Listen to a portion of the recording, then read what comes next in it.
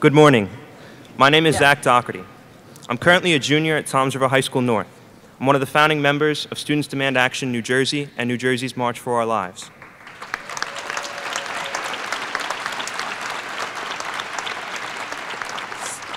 Since the tragic shooting in Parkland, Florida in February, I've dedicated my efforts to organizing students across the state of New Jersey to fight for common sense gun legislation. After reaching out to the students of Marjory Stoneman Douglas High School, I organized one of the first rallies in the nation demanding for change. Since then, I've led New Jersey in the national student movement. Today, our work to bring about change is taking a massive stride forward, as Governor Phil Murphy prepares to sign bills that will make New Jersey safer. I am so grateful to have been part of this change, and I am truly honored to be here with Parkland's Alfonso Calderon, a Parkland survivor and a true hero and inspiration to myself.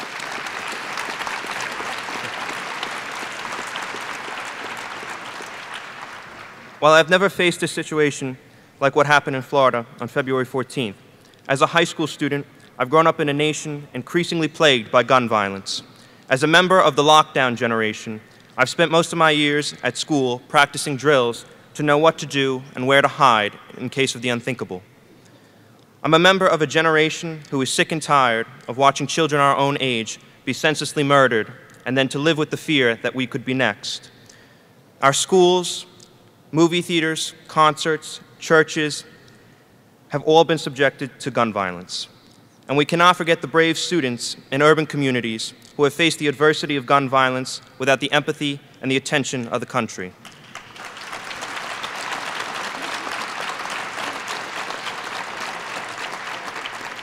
Make no mistake, gun violence is an epidemic, and it's getting worse every day that we continue to do nothing.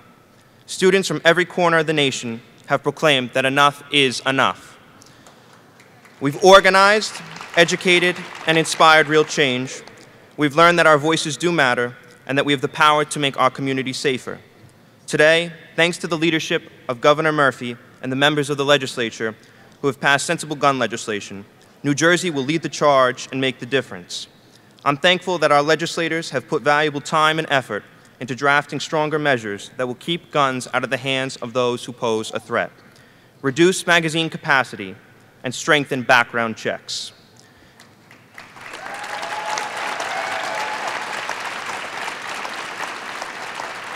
Governor Murphy's commitment to building a safer New Jersey grows stronger every day, and we are so fortunate that today he will keep his promise to New Jersey's children and families.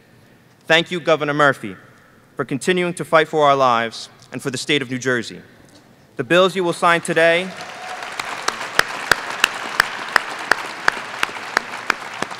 are a signal to the rest of the nation that gun violence will not go unchecked any longer. Now it is my honor to introduce Governor Phil Murphy. Thank you, Jack. Great job. Thank you, guys. Thank you. Thank you all. Thank you, thank you. Thank you.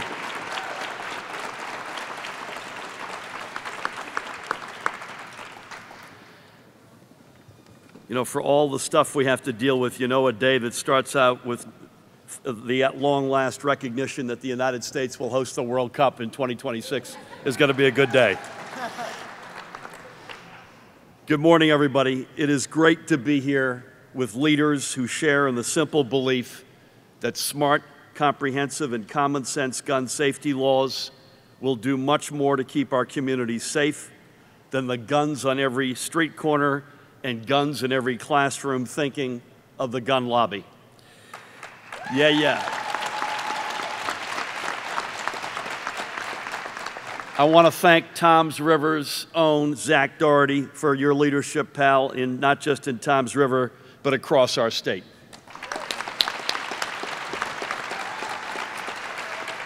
Zach and I met on the phone a few months ago. I was giving him a shout out for leading the March for Our Lives and the walkout, and he's an extraordinary leader.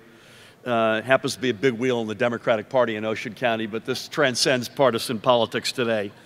It is because of young people like Zach that I'm so excited about our future. We are so proud particularly given and in so many respects our generation has failed, of the national conversation that Zach and his generation have started and will not let end. To a newer friend, but an American hero, to Alfonso Calderon.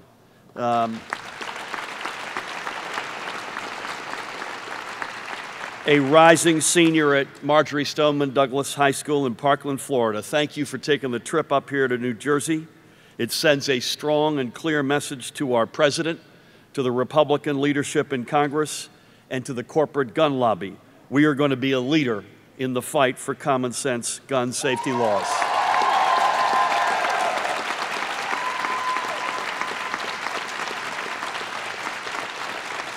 And Couple of points of personal privilege. First of all, I confirm this. Alfonso was born in the great country of Spain. I mentioned the World Cup. It starts tomorrow. He's rooting for Spain. I'm placing my bets, Alfonso, tomorrow. I'm not sure I'm going to be with you on Spain, but I wish you the best. I mentioned Alfonso's a rising senior at Marjory Stoneman Douglas. Many of us, including Alfonso, my wife Tammy, who's here, and myself, are wearing the orange ribbons for Jamie Guttenberg, who was a freshman who was killed that day. Her dad, Fred Guttenberg, is a dear friend who has, along with the likes of Alfonso and others, have led a national dialogue. You may recall he's the guy who debated Marco Rubio quite successfully on CNN right after the tragedy. He lost his little Jamie, who was 14, but we're wearing the orange ribbons for her and for him and for Alfonso and all the others. We reject the false rhetoric of the other side. We will have stronger and safer communities. New Jersey stands with you, Alfonso, and with the memory of your fallen classmates and educators, and together we say never again. Right?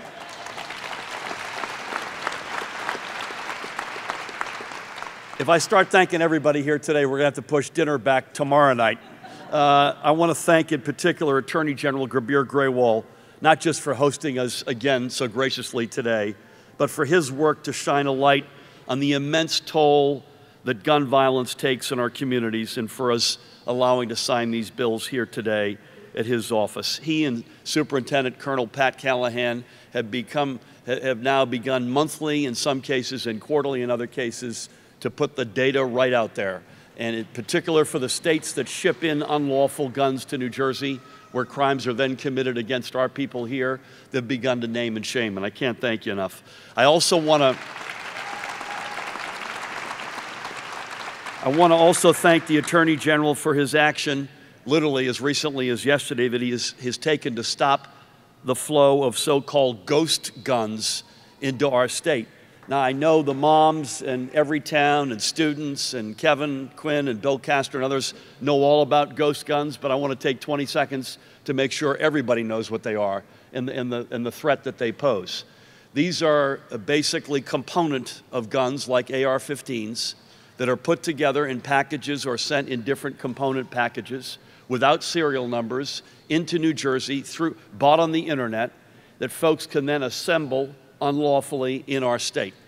Gurbir and his team, with the help of the superintendent, sent an unambiguous message this week to say you either stop this practice or we're going to sue you to put you out of business. This is a big threat, and I appreciate what you're doing.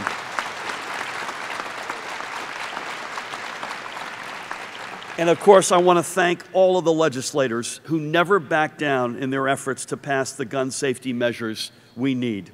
So many lawmakers in both the Assembly and the Senate put their names on the bills I am proud to sign into law today. But I must give special recognition to Assembly Majority Leader Lou Greenwald, who has fought for more than 5 years and shown great courage and compassion. Thank you, Lou.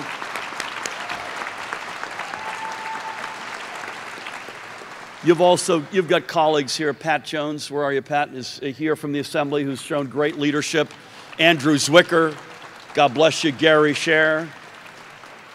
Let's hear from the mayor-elect of Trenton, Reed Gashora, right here.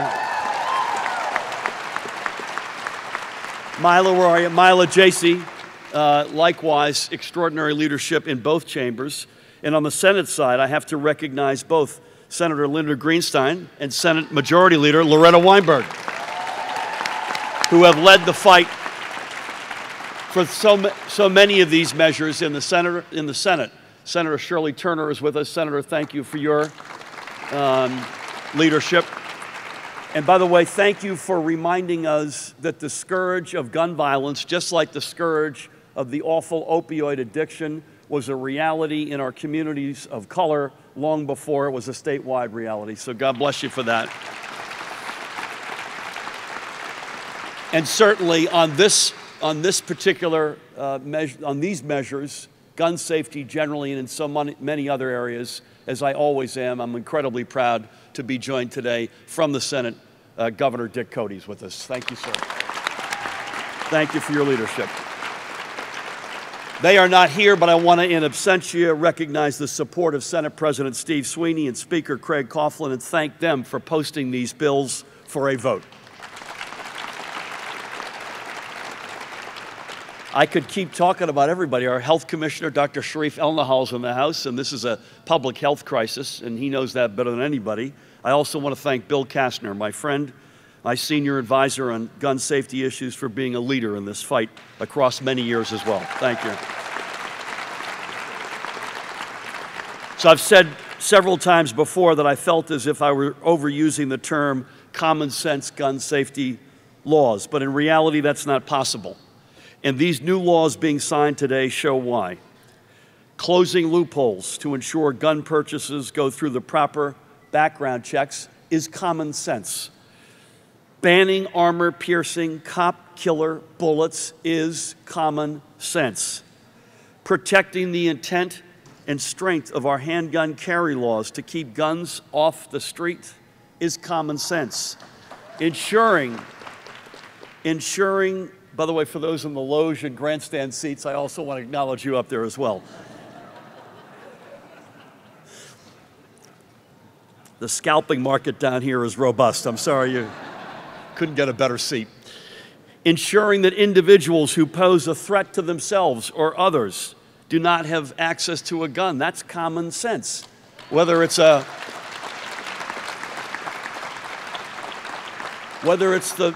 safety of a healthcare worker or a family member or oneself. And limiting the magazine capacity of firearms from 15 rounds to 10 rounds is common sense. And I'll tell you the one that really gets me. We need to look no further than the 2011 shooting in Tucson, Arizona, which left 6 dead and wounded another 13, including my friend and a friend of many here, Congresswoman Gabby Giffords. The 13th bullet in the shooter's magazine killed a 9-year-old girl who I believe was Dallas Green's granddaughter, the former manager of the Philadelphia Phillies. The 13th bullet. That's a real explicit example of a life lost who now, if that awful thing would have happened in New Jersey, would have been saved. And the shooter was tackled, as we may remember, trying to reload. We know there's more we can do. In our budget, for instance, we're proposing strong investments in our community safety. We must fund gun safety research. We need to make smart policy decisions going forward. We need to fund the efforts of law enforcement to go after the illegal firearms flowing into New Jersey from states with lax gun laws. We need to close the iron pipeline. The ghost gun reality is but one element of what's coming into this state. And we have to remember, plus or minus 80% of the gun crimes committed in this state are committed with guns that come into the state illegally from other states. We must please responsibly increase the fees for gun licenses and handgun permits. It's long past time we did this. The last time these fees were increased was 1966. I was 9. Actually, when the budget passed, I was 8. It's hard to believe that it's actually cheaper to get a permit to purchase a handgun, which is $2, than it is to get a dog license in practically any town in our state. Let that sink in. What does that say about our priorities? We have the ability to change this. I urge everyone here to join me to see that we do. I cannot thank enough the countless New Jerseyans, not just in the legislature and around the state, but beyond, who have stood with us throughout this fight and who I know will continue their work to keep our communities safe. So I thank everyone from Moms Demand Action. The red T-shirts are in the house.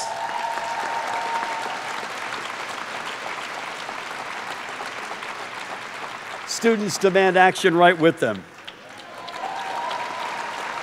Every Town for Gun Safety, Ceasefire NJ, the Brady Campaign to Prevent Gun Violence, and the Million Moms and the Coalition to Stop Gun Violence, and many other great organizations. I must also give a shout out in absentia to Gabby Giffords and Captain Mark Kelly and everyone at the Giffords organization who came to New Jersey last month to further help us make our case. They're also helping explicitly in the ghost gun reality that Garbir is working on. A haunting image recently made the internet rounds, but it is no hoax.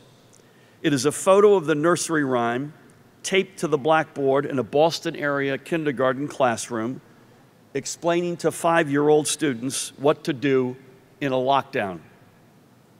This image, for me, more than any, highlights the failure of Congress to take action on a national level.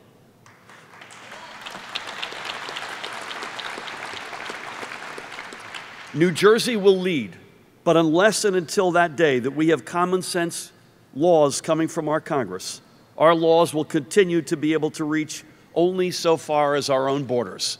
And while I'm excited about the coalition of states that we have formed, States for Gun Safety, and there's already real momentum in that coalition, it is not enough. There's nothing like national legislation coming out of Congress signed by a like-minded president.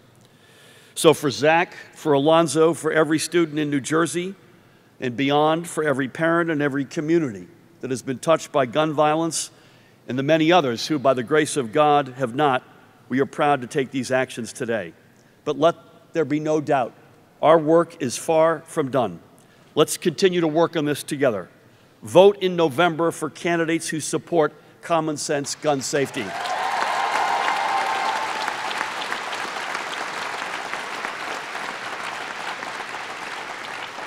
Continue to push those in public office to stand for the right things. And if we do all that together, we will win this fight. Thank you. It is now my pleasure to introduce a real leader in the ongoing fight for safer communities, the Assembly Majority Leader, my friend, Lou Greenwald. Thanks, buddy. Thank you so much. My pleasure. Ladies and gentlemen, thank you. I'm honored to be here today. And for those of you who lost faith in our democratic process in 2016, I would say to you today that elections matter. Elections matter deeply.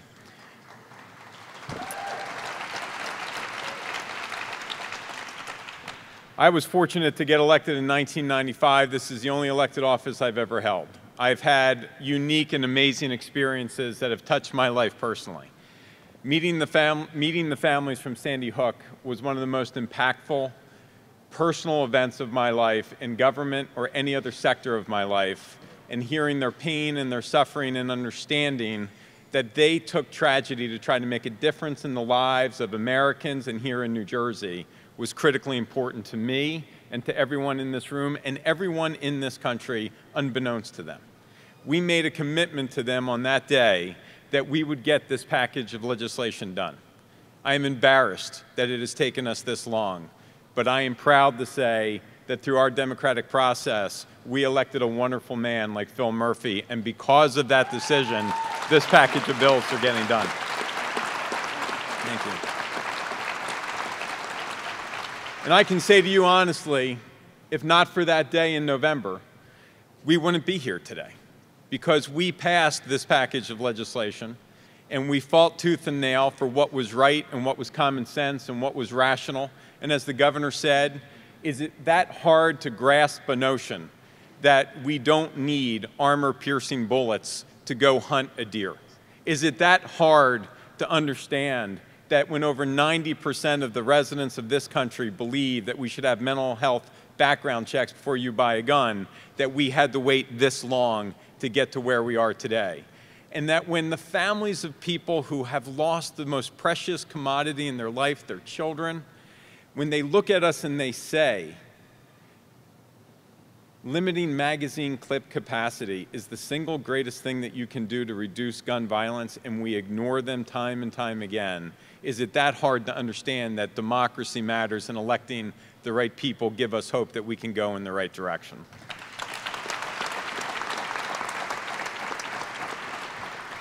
I think it's important to point out in this battle that we have walked a very fine line of making sure that as we move forward with gun violence prevention, we did so in a way that protected the Second Amendment rights of all citizens in this country. That the package of bills that we passed today, as meaningful as they are in limiting magazine capacity, does not take a single gun away from a single resident anywhere in this country and allows them to enjoy their rights, but protect our children. And when I tell you how important this is, and the governor was very, very right when he talked about the events in Arizona with Congresswoman Gifford. My family and I came home from church on a Sunday, and Phillies game was on. And I ran into my room to turn it on so that I could watch it from the beginning. And as I turned on the TV, they had Dallas Green on. And for my generation growing up, we've had more recent success in winning championships. I know the governor's aware of that. But thank you for those who caught on to that. One of our great childhood memories was watching the Phillies and Dallas Green as the manager. And I remember I yelled to my children to come into the room because I thought they were going to show highlights from that Phillies season and Dallas Green. And as they came into the room, I started to watch. And those of you who don't know Dallas Green, he was this towering mountain of a man. He was known to take a rough group of Philadelphia Phillies and harness them into champions. No easy task. And as I watched him on TV, I watched this proudful, powerful man who was a Second Amendment supporter, who was a gun owner, break down in tears as he talked about the fact that with the 13th bullet in a magazine clip, his granddaughter's life was immediately extinguished. And he talked about sensible gun violence protection and the difference that it could make. The words and the emotions and the power of the people that have lived this are unique. And shame on us if we turn a blind eye to the realities that are in front of us. And in New Jersey today, that ends.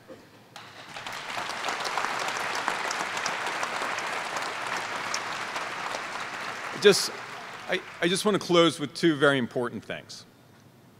Last week, we were at a town hall meeting in Haddonfield. Some of the moms who demand action were there with us. It was a meeting about school safety and how we can protect our children in our schools.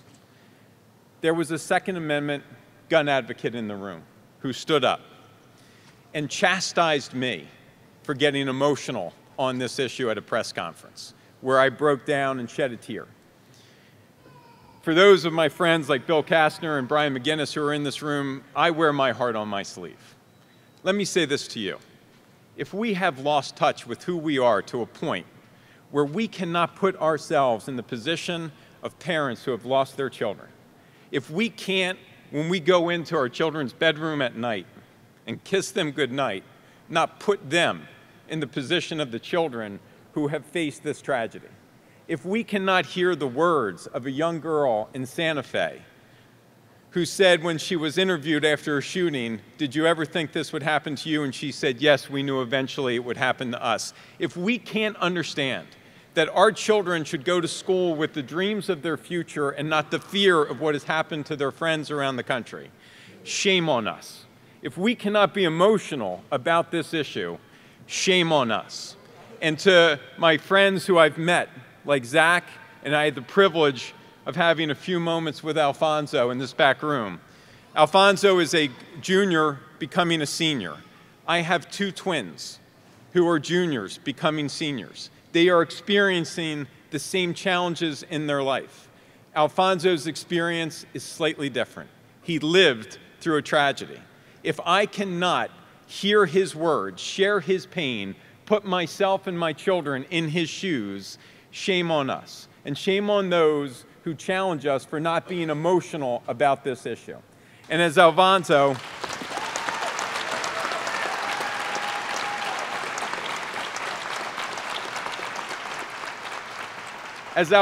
sat with us in the back room and asked Majority Leader Weinberg and myself, how did you guys have the courage to do this? My legislators have not.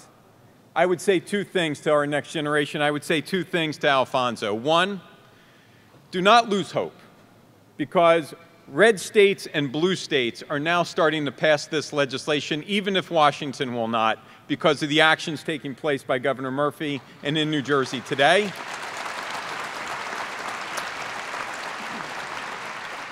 And do not lose hope, because your generation, I was elected at the age of 28. You're 17 and 18 years old today. In the next decade, your generation, my children's generation, they will solve this problem once and for all if the people today lack the courage to do what is taking place here in New Jersey. Thank you very much. God bless you. God bless you, buddy. Really well said. Love you, man. Thank you, Lou. Two quick points of personal privilege. We got a whole bunch of local mayors and leadership here. Without going through you by name, God bless you all, and thank you for being here today and everything you do at the community level. Secondly, I'm thinking of the sitting beside Alfonso. You talked about your town hall. We had a town hall. I went to one hosted by you the day before Parkland. We had literally just talked about these measures 24 hours before Parkland happened. It's extraordinary. So you need leadership in both chambers. You obviously need a governor to sign the bills, but we've had extraordinary leadership in both chambers. And I want to ask a few of our senators to come on up and say hello. No one has shown more leadership on gun safety than Senate Majority Leader Loretta Weinberg.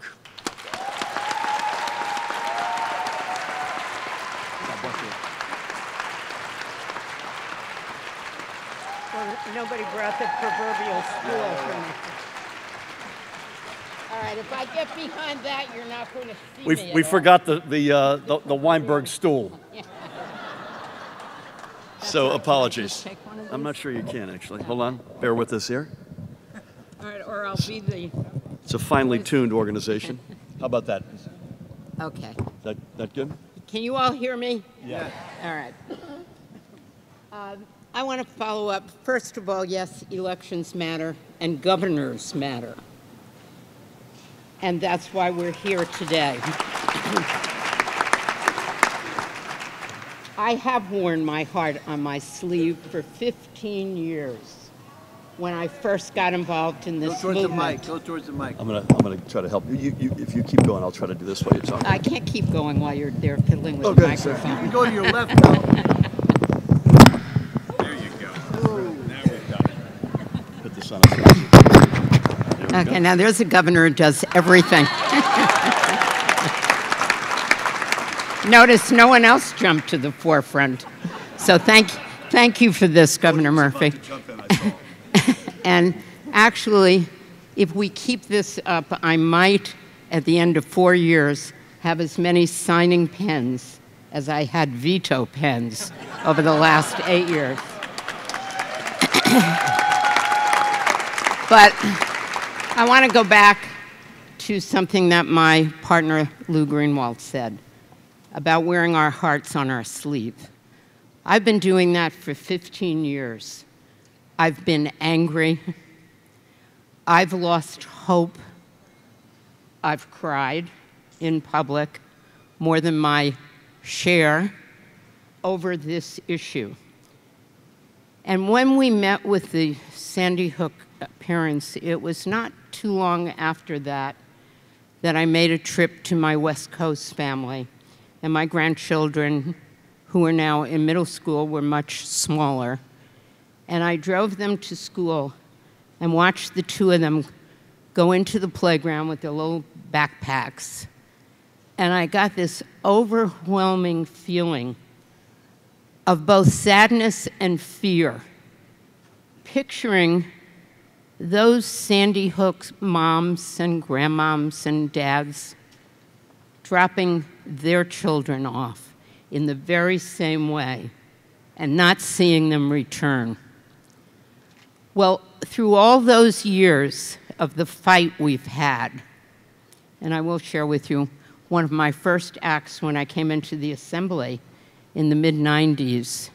We were working with a legislature dominated by the other party, and it was the tail end of Governor Florio's reign, and we were working against the overturn of the assault weapon ban. And since I was the newbie on the block, they sent me to the floor of the Assembly with a toy machine gun in order to make my point. Yeah, you remember that, right? At which I was told that I could have been arrested because we're not allowed to bring props onto the floor of the Assembly. And that's the only down moment in my life, because I had wished that Chuck Hatayan had arrested me at that point, but I got out scot-free. So it's been a long battle, and it's a battle that most of the time I have not had hope about. It was not until the Zacharys and now the Alfonsos of our world, and those students standing against the wall there in their orange shirts, it was not until this generation came forward and have shown not only the willingness to speak the proverbial truth to power, but the willingness to stay the course, because they have to understand this takes hard work and discipline, sometimes patience and sometimes impatient.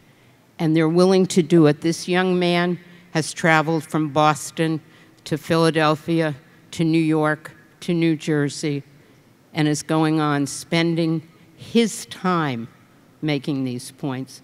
So it's you, Alfonso, and you, Zachary, and all of you standing against that wall that gives this long-standing legislator hope, finally, that we are going to do something. And with everything that we have talked about, and Lou covered a lot of it, really one of the most important pieces of legislation in this package is that legislation that allows people who know someone is going to do harm to themselves or others have a path to remove a firearm from that person. And really, I would like to thank Gifford and Nicole Beaucourt, who is the one who brought the extreme risk protection order idea to us. I will tell you, I think that is the most far-reaching in this whole package. So, thank you, Governor Murphy. Thank you for signing these bills. Thank you for having the foresight to appoint Grabir Grewal as our Attorney General, who is filing those amicus briefs, as we say. I am hopeful and very humbled to be here today. Thank you very much. Thank you, Senator. I'll get it for you. Thank you very much. Thank you. God bless you.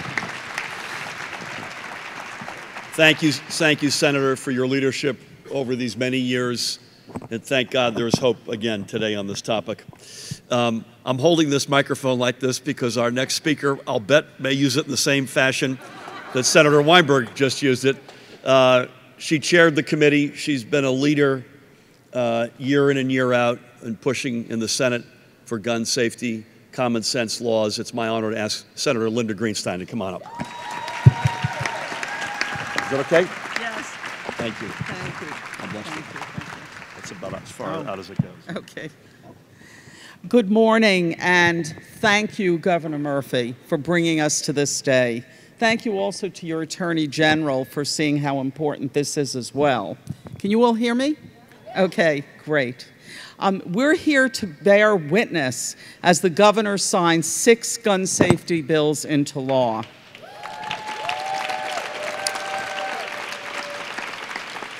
We come together with the singular purpose of improving public safety in New Jersey. And you've heard from some of our other speakers how these students have finally brought us, I think, to this day. It's so hard to believe why my generation and some of the generations after that have found this as difficult as they have, but they have. And finally, the students have opened our eyes and made us see that this is just common sense. So thank you, Governor, for being the catalyst to make that happen. Thank you. A very special thank you to the grassroots gun safety organizations who are here with us today. We really appreciate your diligent efforts. These bills were prompted by the continuing incidents of gun violence and mass shootings that continue to take place like recurring nightmares across our country. Since the horrific shootings at Columbine in 1999, more than 215,000 students have been exposed to gun violence in schools. And I hear from parents all over my district all the time that they're literally afraid to send their children to school. As frightened as the students are, the parents, I think, are even more frightened. Gun violence doesn't just occur in schools, though. It occurs every day in homes where domestic violence is present, at outdoor concerts, on the streets, and in private where guns are used in too many suicides. I believe the bills that the governor is about to sign are immensely important as we try to protect the public, and especially young school students who should be having the time of their lives rather than routinely practicing active shooter drills. We're not looking to take away from the law-abiding public the constitutional right to keep and bear arms. These bills, anybody who's being honest would have to admit, just aim to improve public safety for anybody.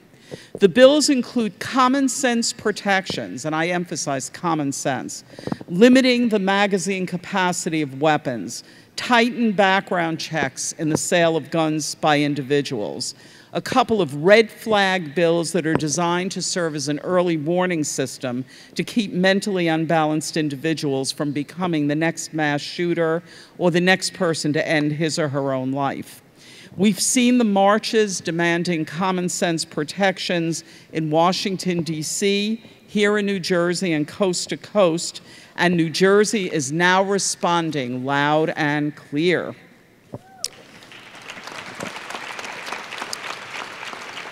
It is my belief that through debate, compromise, and common sense, we've reached effective gun safety laws that will continue to make New Jersey one of the safest states in the country.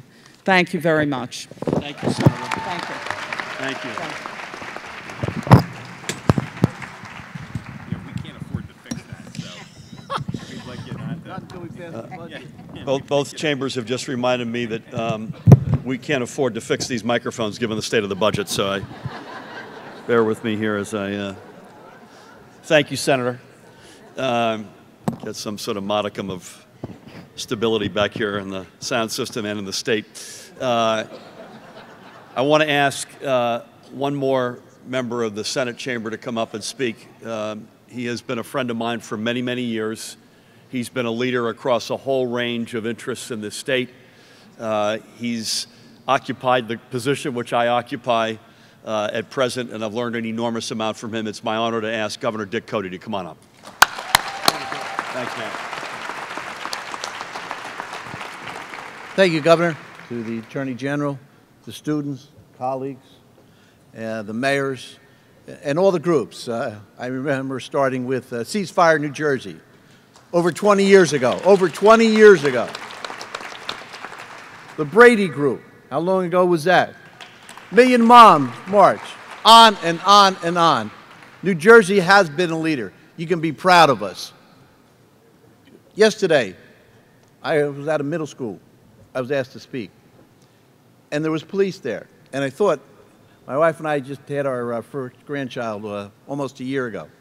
So years from now, when she starts school, she's going to have to learn gun safety and where to go in that school. How sad is that? How sad is that? But that's reality today. Unfortunate. I want to thank the legislators who did the right thing, the governor who's always doing the right thing, and the Governor Murphy mentioned one thing, and I think is so, so important that we in New Jersey can only do so much. We can protect our state as much as possible, but we also have to protect ourselves from other states. That's sad, but it's true. So that's why in November, we need people elected to Congress and to the Senate, regardless of party, that will stand up and do the right thing. That's what we need to get done. That's what we need to get done. So again, Governor, thank you for your leadership on this issue and so many other issues. And to all of you, thank you for fighting for these students and all the students of New Jersey and all the residents of the state of New Jersey. God bless you. God love you. Thank you, sir. Well done. Sweet. I love it. In other words, I should take a page out of that playbook. You know, when you put a cabinet together, and contrary to something that was written today, the majority of the cabinet that we have, I had never met before we went through the interview process.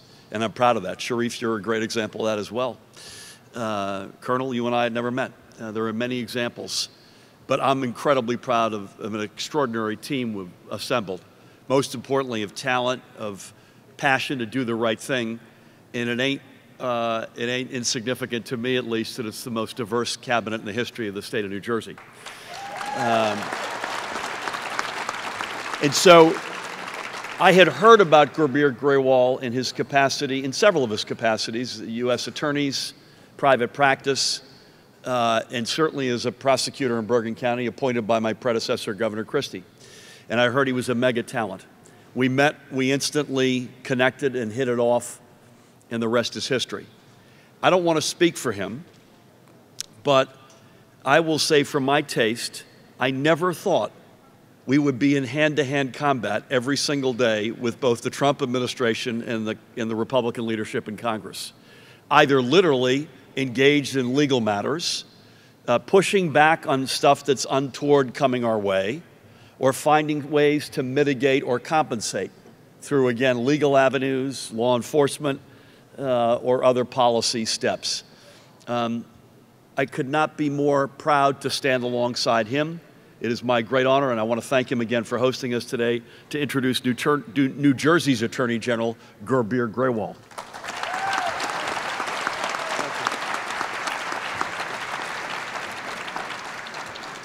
Good morning, everyone. To Governor Murphy, to the elected leaders here this morning, to all the brave students around the country and in this state, including Zach and Alfonso, thank you all. Thank you all for your courage and for your leadership on this critically important issue. As I was talking to Alfonso backstage, and I had the opportunity to talk to him for a couple of minutes, I thanked him personally for moving the needle on this conversation. And he told me, we didn't just move the needle, we broke the record player and replaced it. So thank you for doing that.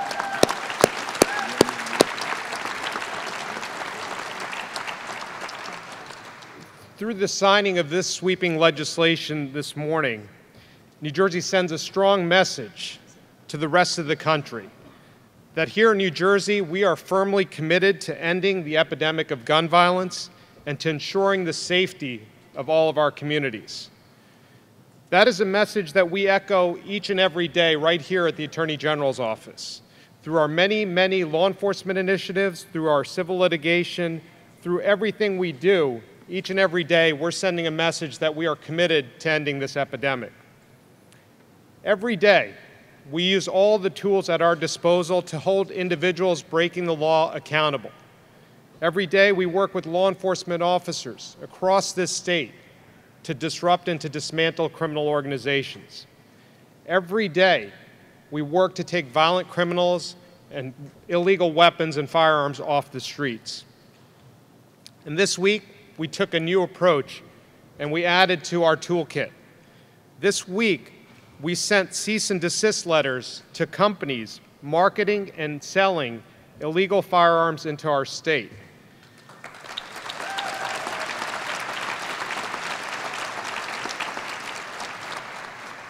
They call themselves, quote, ghost gun manufacturers, and they sell partially complete guns that buyers can finish on their own. And they also sell the parts at the same time to finish these ghost guns. And these even include deadly assault rifles. And as if that weren't enough, some of these manufacturers, through their websites, also offer online training on how to do so. Now, by selling partially complete weapons like these manufacturers, these so-called ghost gun manufacturers, hope to evade federal and state laws. I have one message for them. This is simply outrageous, and it won't be tolerated in this state.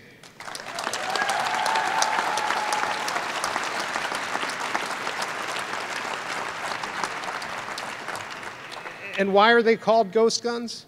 Because they have no serial numbers, meaning that law enforcement officers across this state, after they recover these weapons during the course of an investigation, after they're used in crimes, they can't be traced. And these companies are doing all of this without even running the most basic of background checks. That's dangerous, and it's against the law in this state. So we wrote to these companies yesterday, and we told them, you have 15 days. You have 15 days to stop marketing and selling these weapons into New Jersey. And if you don't, as the governor said, we will come after you. And here's my message to them right now. The clock is ticking.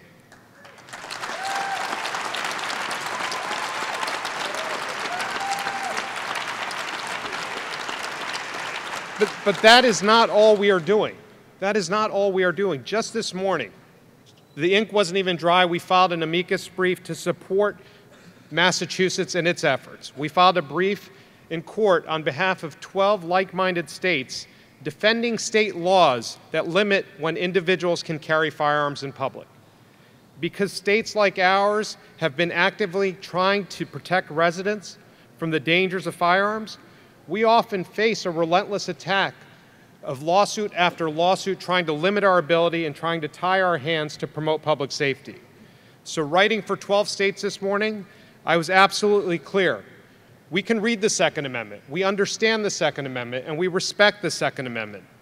But that still leaves us a lot of room, and it still leaves me a lot of room as the chief law enforcement officer in this state to protect our residents and to take actions to protect our residents.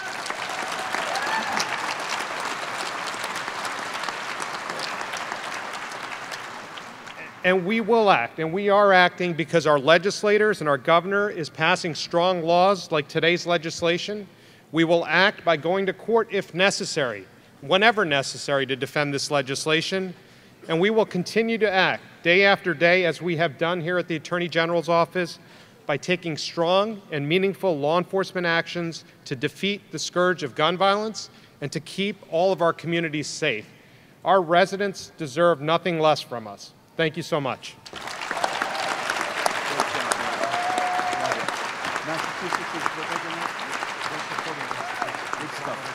Good stuff. Thank you, General. Extraordinary work, again, day in and day out. And gun safety is on the list of many things, but it certainly is at the top of the list. You mentioned concealed carry and open carry. If the gun lobby had their way, we would be subject to a lowest common denominator American reality, as good as our state laws are, and we will not stand for that. We were joined by Assemblywoman Verlina Reynolds-Jackson from right here in Trenton. Thank you for being with us today, Verlina. And again, I mentioned earlier that the communities of color, the urban communities, have known the scourge of gun violence long before it became a statewide or national epidemic. If you have not read about Alfonso Calderon, and he's batting cleanup for us today, and what a treat that he's come here from Parkland, Florida, you got to read about this guy. As I mentioned earlier, he's a rising senior.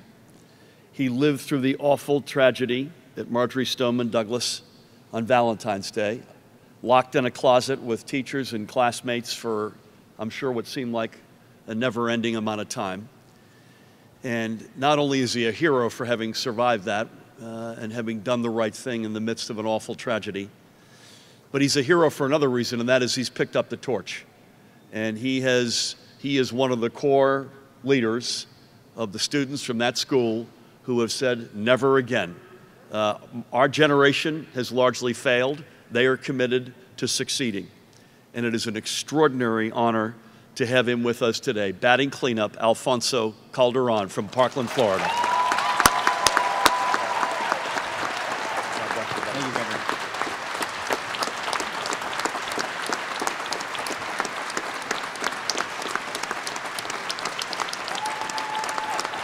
Thank you. Thank you. So how's everybody doing today?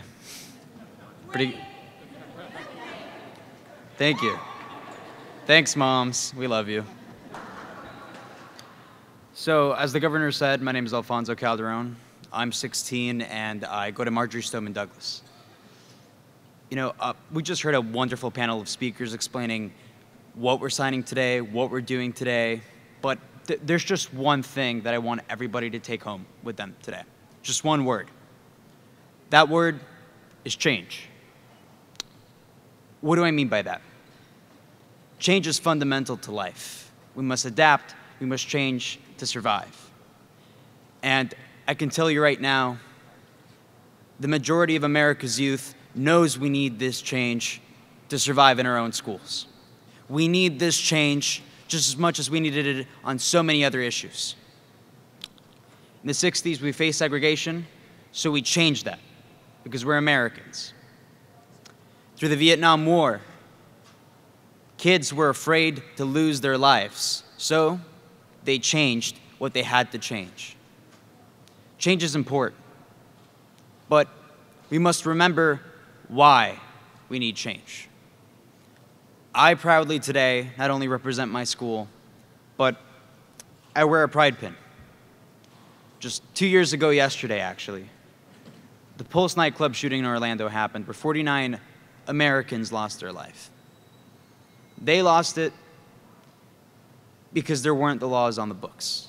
And when people making bipartisan efforts in our federal government tried to change that, they were shot down. Ironically, yes, shot down. Even after what happened in my school, and as the Attorney General said, changing the needle. My governor, Rick Scott, seemed like he couldn't make a change unless he was held at gunpoint. But I can tell Rick Scott, I've literally been held at gunpoint. It's not fun. I wouldn't wish it on him, on his family, or anybody. But we need change. We don't just need change to save kids' lives. We need change because our current government, on local level, on the federal level, it's not cutting it. And if this is the America I know that Americans don't settle. Ever.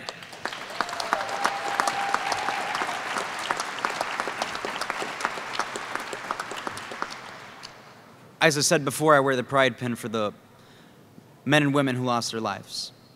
My governor, to this day, will never be seen publicly wearing that pin because he's afraid he'd turn away some voters because of its connotation.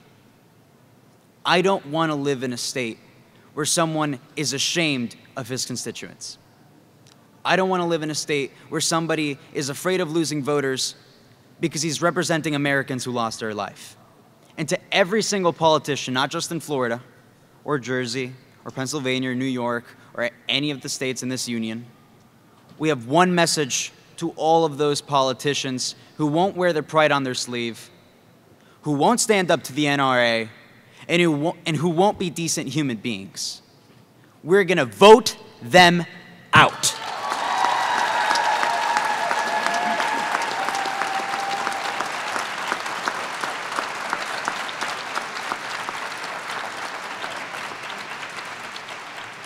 Now, I may be a little bit too young to vote, but my family isn't, most of the people in this room aren't, and most Americans aren't. I wish that every person who is affected by this issue realized that one vote can truly save millions of lives.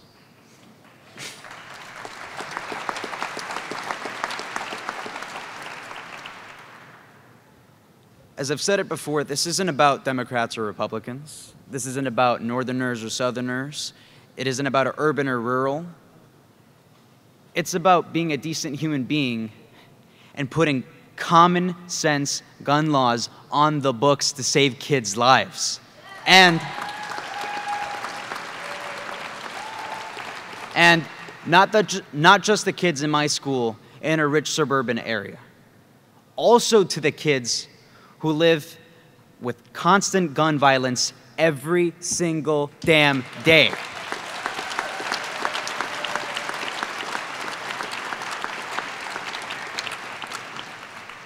I've had the honor to go to a lot of these underprivileged communities and speak to their leaders.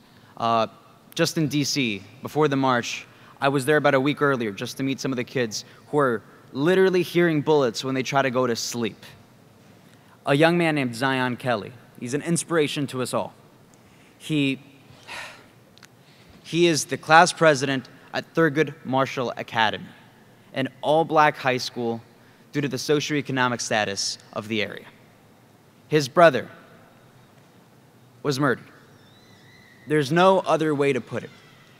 A drug dealer with an illegally acquired gun, which was shipped into the District of Columbia, killed him on his way home from a college prep course because he was soon to be the first person in his family to get a higher degree of education. Zion is not going to be the first to graduate high school in his family. I don't know about you all, but I don't want to live in a country where this happens. And it's not because we're in America and things can't change because people love their guns. I love guns too. Guns protect us. Guns are essential. They're part of our culture. But guns aren't what make America great. You know, in Washington, there's a lot of people talking about putting America first. I agree. Let's put Americans first and the NRA and the gun lobby second.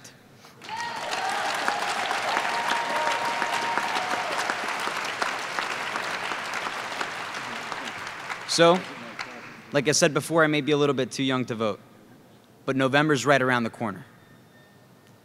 And I know damn well every single person in this room is going to vote the right way. With somebody with a conscience, somebody who cares about our kids, somebody who realizes money is not as important as the future of this nation. And it may not seem like it, but the opposition, the people who call school shooting survivors enemies and crisis actors, they're scared. You know they're scared.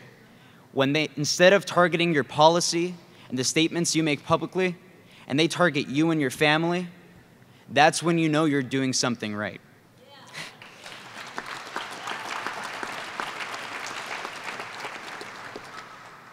Marjorie Stoneman Douglas was an activist who tried to save a big part of the Everglades, and that's who my high school is named after. She was a lovely woman. She has a very good quote about causing good trouble. To every single person in this room, I want you to know something. I want you to cause some good trouble. Don't worry about making people mad. It's going to happen. It's a part of life. I've realized that. Just make sure that the people you're making mad, that they get voted out. Thank you.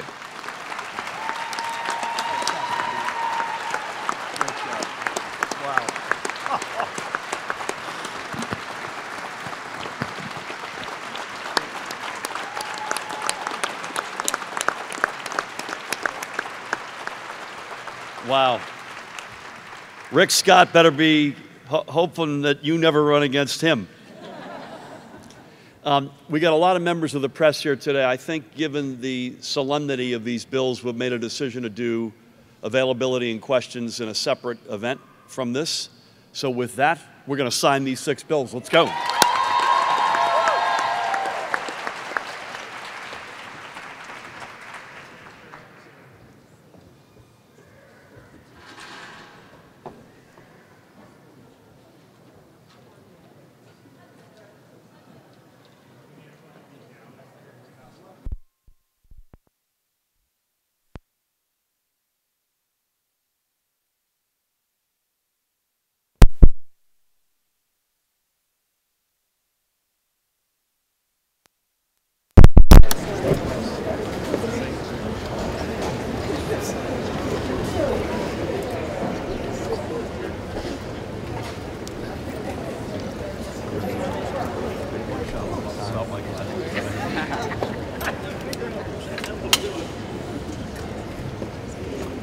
Hey, Michael.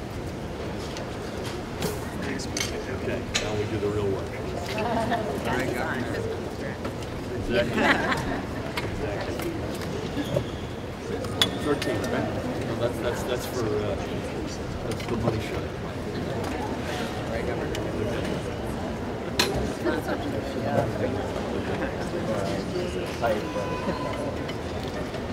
Tom Brewer, Zach Doherty, where are you, Zach? Right here. Oh, come on, buddy. Congratulations.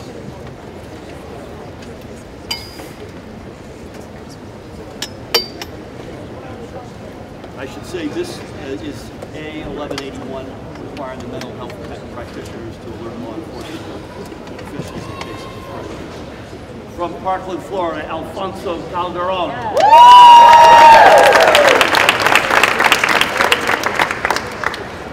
Yes.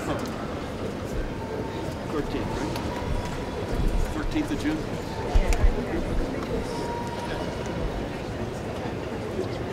That is now the law of the land. Yes. All right.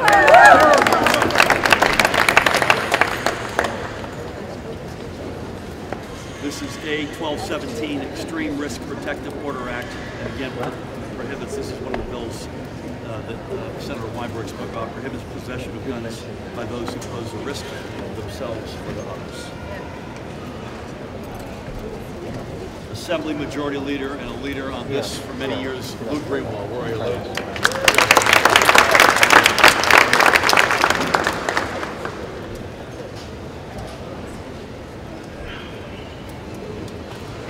Likewise in the Senate chamber, Senate Majority Leader, Senator Loretta Weinberg. God bless you.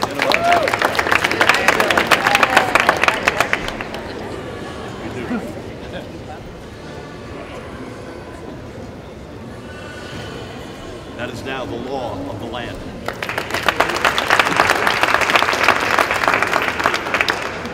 This is now A2757, which requires background checks on private gun sales.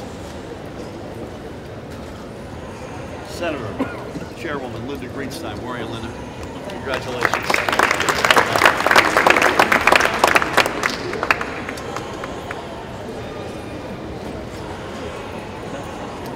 Governor Dick Cody. Congratulations.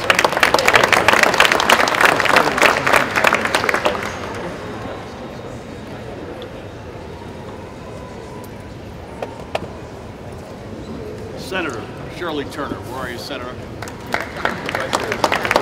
Not my ballot, I got yours. So background checks are now the law of the land.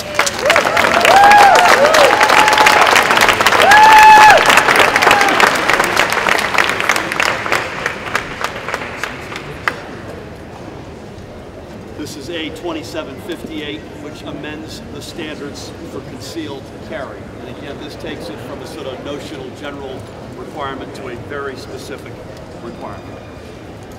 Assemblywoman Pat Egan-Jones. Congratulations.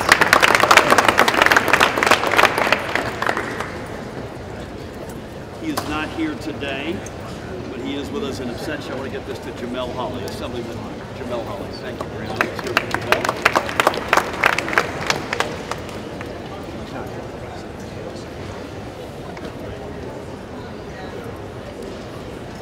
The Attorney General of the great state of New Jersey, Kabir Grewal. Where are you, Kabir?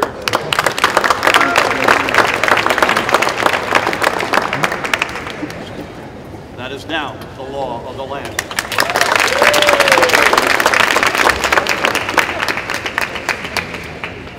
Brett, you with me? All right, come on down. This is A2759, which bans armor-piercing ammunition forever and always in the state of New Jersey.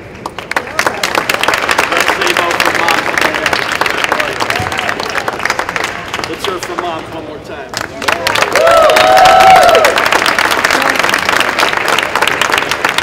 The chairman of the Brady campaign, my friend for 30 years, Kevin Quinn. You in the house, Kevin?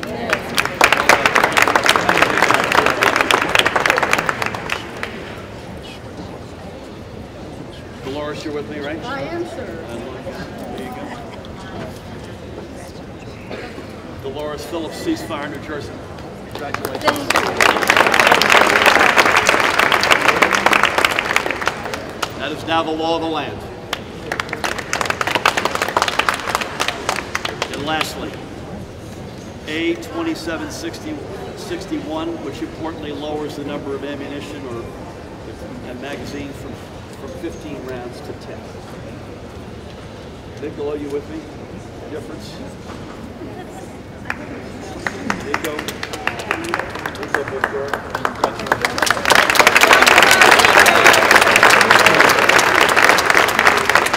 Christian, you here?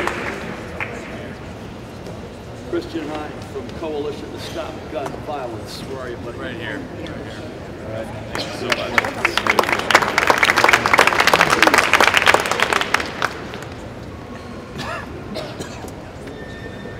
And last but certainly not least, an old friend, our senior advisor on firearms, Phil Casper.